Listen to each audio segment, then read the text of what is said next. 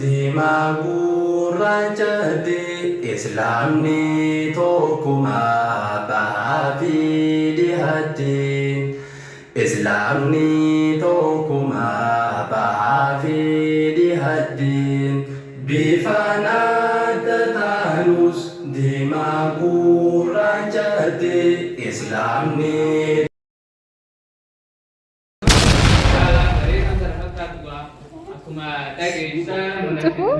Nasida kana yeroo gabaabduu keessatti hadisii biraan geessu ta'a.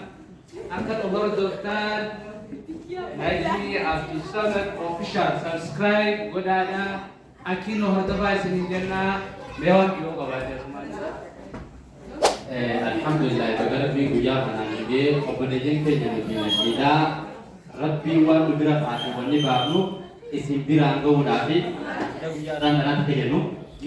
Addunyaa akhiraa jiruunsa wal bira akka isaati wal jala hiriira hidhannoo hidhansa yoomiyyuu ni kanne habiibidha qabna Mustafaa jaalalle habiibidha qabna محمد جلالي إسران والبر مسلمون مرتي إسلام لتوكما بعبيدي أنا برتي يوتيوب نيجا أكو سيريس نجرا نجمي أكو سبب أوفيشال تقدودك بكسر جيني دولا لادا أندر ما جام Ate gaariifi waan gaarii dhaabbatee akkatti hordoftan isin jenna waa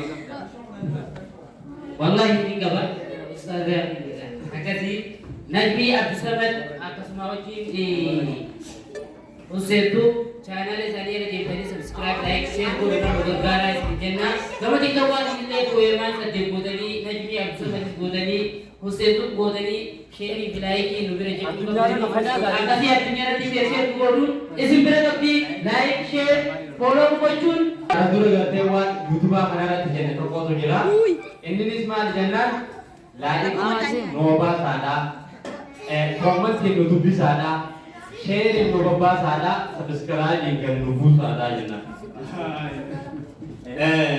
Nashiidaan baay'atuun nashiidaa biyya ta'e Oromiyaa qofa osoo hin ta'in Itoophiyaa qofaatti dhaabbattu osoo hin ta'in kan addunyaa guutuuti jechuudha.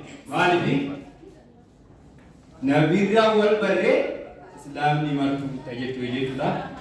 Waan islaama mara akka islaamni Ameerikaa hin daganne, Awurooppaan akka hin daganne, Afrikaan akka hin daganne addunyaa guutuutti waan ta'eef obboleeyyan keenya warri biyya keessa ala jirtanillee hedduu mucaa kana hordoftanii qacalee keenya amma lafaa ka'e kana akka nu jajjabeessitanis ni jaa. Maashaallah hedduu gammachaadha. Maashaallah. Aya galatoomaa waan zaqeessaniif